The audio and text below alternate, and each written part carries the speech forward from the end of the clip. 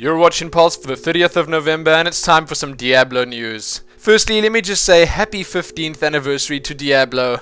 I honestly can't believe it's been 15 years since Blizzard North released Diablo 1.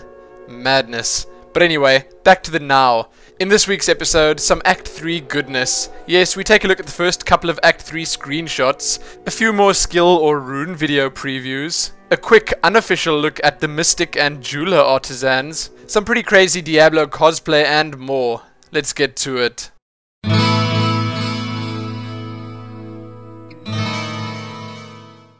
In the first of our Diablo news for the week, PC Gamer has published a nice article on Diablo 3 that includes 3 brand new screenshots from Act 3. If you were wondering, this actually appeared in the PC Gamer magazine back in early November, but it's finally been posted online too. If you haven't checked the article out yet, then you can find it in the links below this video, but I will warn you right now that none of the information is really new. The only new thing would be these screenshots. If you did watch my previous Diablo news episode, yes, that one that was packed full of spoilers, then you'd probably know a little bit about Act 3 already, but I'm not going to be spoiling anything here. Check the screenshots out in full size below this video and let me know what you think.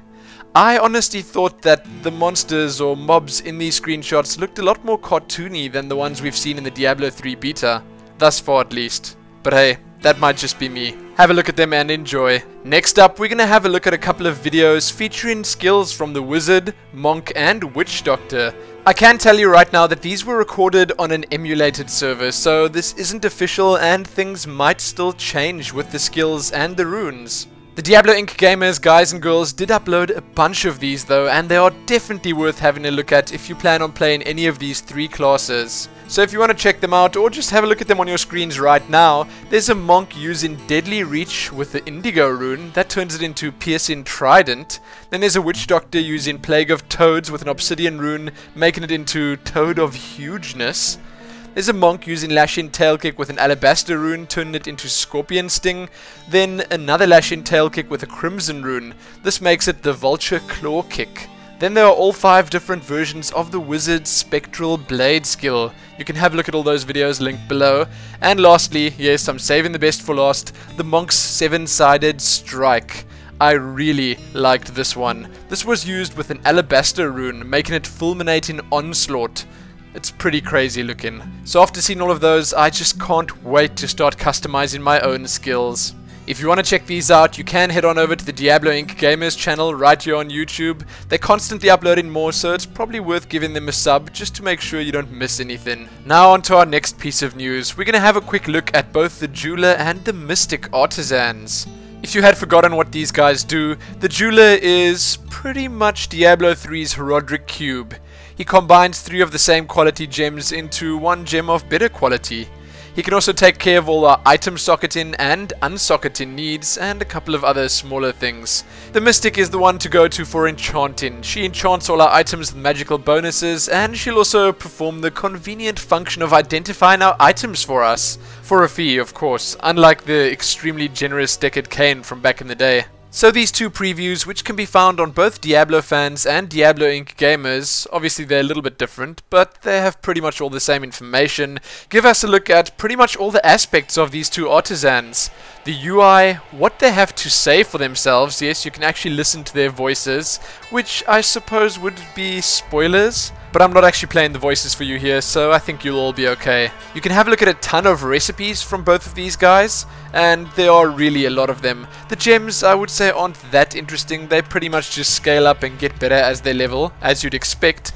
But some of the enchants are definitely worth looking at. Again though, both Diablo fans and Diablo Inc. gamers put a lot of effort into their previews, and they are well worth having a look at. You can also have a look at the Diablo Inc. gamers channel right here on YouTube, once again, to check out the Mystic voice work. Check all of that out, and be sure to let me know which of these guys you're most keen for. I personally can't wait to start enchanting my gear. Some of those enchants look really, really cool.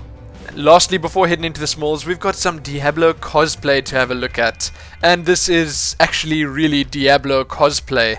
Usually it's a monk, or a wizard, or one of the other classes, but this time it's actually Diablo himself.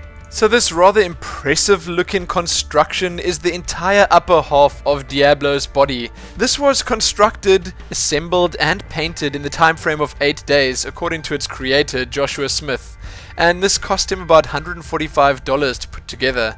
That is actually a pretty good deal considering the end result. If you are interested in how he set this up, what materials he used and everything else, then you can check the video out right here on YouTube and see what he has to say about it. I was super impressed because this is one of the best Diablo costumes I've ever seen. Joshua also mentions that he will be attending the next BlizzCon, so I'm pretty keen to see what he whips up for that. Now, if all of this wasn't enough, you can also see an official costume teaser, also made by Joshua Smith, and it's pretty much just this costume looking incredibly scary, and also really impressive at the same time. And lastly, you can also have a look at the Diablo 3 medallion necklaces that Joshua creates. These are handcrafted and painted, and he actually sells them on eBay if you're interested. All of that and more right here on YouTube. Now let's move on to the Diablo 3 smalls. First up, over at the official site, you can read about Blizzard's holiday dessert contest. Then you can read that the Diablo 3 beta key sweepstakes are in fact ending soon. You can read that the Book of Cain finally has a release date, the 13th of December. Then have a look at Diablo Fan Art Watch number 120 over at Diablo Inc. Gamers. This is Bob's on Thanksgiving. You can also have a look at the latest Diablo 3 wallpaper post, that's number 104, and it features some bloody battle and rune swirls. Lastly, check out a review for the first Diablo comic. Sadly, that's all I have for you in the smalls and the Diablo news this week. There are a couple of blue posts linked below if you want to have a look at those as well, but there's nothing really huge. As usual, like the video, favorite it, share it with your friends, and subscribe. Most importantly though, happy Jewler and Mystic.